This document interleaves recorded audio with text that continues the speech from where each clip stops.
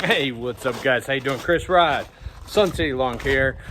Today, quick video. I want to make this as fast as possible. I normally don't shoot a lot of video or take pictures and get them on YouTube in regards to client work. But this one I really do got to show you guys because I talk about overseeding our Bermuda lawns with ryegrass in the wintertime. It looks good, don't it? Here we are, the middle of June, and this Bermuda grass is filled in phenomenally, okay? But I talk about in the wintertime overseeding your Bermuda lawns with ryegrass. And sometimes, in the back end of the season, here in El Paso, Texas, primarily, that I know of, we get sod installations done, or we do sod installs with a Bermuda, a hybrid Bermuda. It's either a Tiff Green or Tiffway, and it's been overseeded with ryegrass. Okay, this allows the farm out in Santa Teresa, New Mexico, to continue to sell that ryegrass in the back end of the season when Bermuda starts to go dormant, or in the early part of the years before Bermuda comes out of dormancy. Okay, this particular client, she had her backyard done. This is a new developed area. I'm out here way out in the 79938 zip code. As you guys can see, they're still developing homes. This was all desert and dirt back here, and a lot of these properties are. So she had Bermuda, a hybrid Bermuda that was overseeded with ryegrass installed early part of February, if I'm not mistaken. And then typical time period, that ryegrass started to die back and we started to have issues. This is prior to her giving me a call. She started to have issues, I should say. And a lot of it started to die back, and she didn't know what was going on, and she gave us a buzz. We came out to do a quick consultation, and you know, lo and behold, she did try to take matters in her own hands, as a DIYer should, and she started putting some Miracle-Gro inside the lawn area, which we advised her immediately to stop doing. But what she was doing was trying to be proactive. She's in the medical field, and that's their nature, to fix what's wrong. But what I wanted to show you guys here today is the steps that I've been taking to go ahead and repair this lawn, okay? And I will post pictures somewhere in here of what it was before and what has occurred over the past few months. I think I have to date back, but we picked her up in March, I think it was, time period.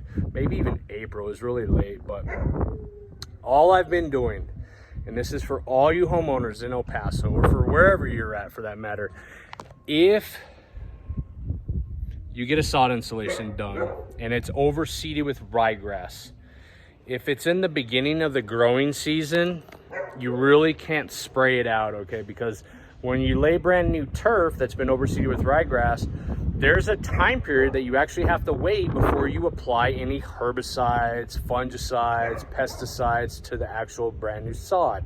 So you can't just go spraying out the ryegrass. So with that being said, I have not sprayed this lawn at all. The only step that you need to take, that we need to take when we're transitioning, or purposely transitioning the ryegrass to Bermuda grass, because you're going to have these trouble spots inside your lawn, because the ryegrass here in the south does not survive. It will die with our heat index, okay? Is you mow it out. If you call up the farm, Evergreen Farm, they're going to tell you to mow it out, okay? They're not going to suggest to any homeowner to go ahead and start spraying herbicides. What they're going to tell you is to mow it out.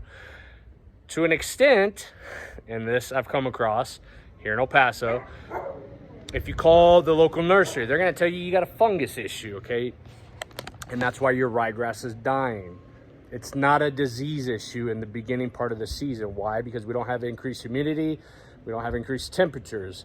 We've got lower ambient air temperatures, and if you're overwatering, there is a possibility of fungus, but it's not fungus. It's the ryegrass dying back, okay? So here, all I've been doing is I've been mowing out the ryegrass. So when I say mowing it out, what I'm specifically talking about is that we have been dropping the cut height. Each week, I went a notch lower, because when I took over the client, this grass was literally about 4 inches tall.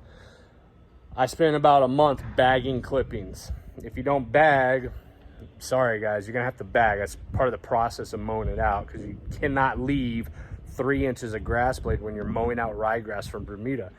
So we started mowing it out. I had a good size leaf bag of yard waste clippings, if you will, that goes back to the compost pile, no big deal, or it goes to the dump, doesn't matter to me. But you're dropping your mower each notch, is my inevitable point. Notch, notch, notch. Each week you drop it down a notch to the point where you can get it to your lowest setting. And then thereafter, each week you maintain the lowest setting, and you mow and you mow.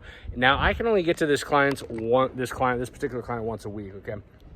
As a homeowner, as a DIYer, if I was mowing out ryegrass, I would probably be mowing 2 to 3 times per week, okay?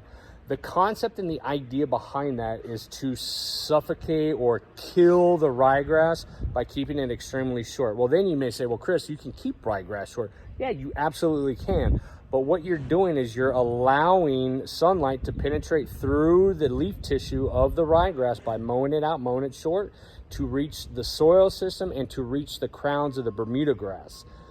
That is where the transition happens. When you mow out ryegrass, that sunlight heats up the Bermuda at the appropriate time of the season, if you surpass the spraying part, and you're able to heat up the soil and the Bermuda crowns to spread the Bermuda, to promote the Bermuda grass growth. That's the trick, that's the key, instead of spraying out ryegrass if you miss your window of opportunity. So now, what do we do next? Okay, so the Bermuda is filled in. It's filled in great. It's got a good lateral spread. I've got stolons that are anywhere. I was cutting them down today. I've already cut the lawn. Sorry, I didn't record that for you guys, but I've got 6 to 7 inch stolons just creeping and crawling everywhere. Here, I'll grab one right now. I just saw this guy right here, but it's not 6 to 7 inch because I just mowed, but that's a good 3.5, 4 inch stolon right there. But these guys are spreading everywhere, and that's what we want. We got a good solid fertility program. We've got pest management for grub issues. It's already been done. We've been mowing frequently, once a week at the lowest setting, initially bag the clippings. So now what's our next step? Well, next step is going to be in the next video, and that is spraying out any remaining ryegrass leaf tissue inside of this Bermuda lawn. So I want you guys to go ahead and subscribe if you haven't already. Give me a comment if you got questions, okay? And stay tuned for one of our follow-up videos, probably within the next week or so. As we are now in summer, the heat of the summer, when Bermuda grass is thriving and your southern grass or your northern grass types start to die back, you can start to spray out your ryegrass. If you look at any label on, for example, I'm going to be using methylphenol methyl, MSM, it specifically tells you to not spray out in the spring transition from rye to Bermuda. Wait until the summertime. We're summertime. So y'all stay tuned, follow along, check out my next video, not the next one, but one of the next few ones where I show you how to spray this out and the products we're going to be using. Again, don't forget to fertilize that subscribe button. If you guys got any questions, and always leave a comment below. That stuff is green. It's looking great.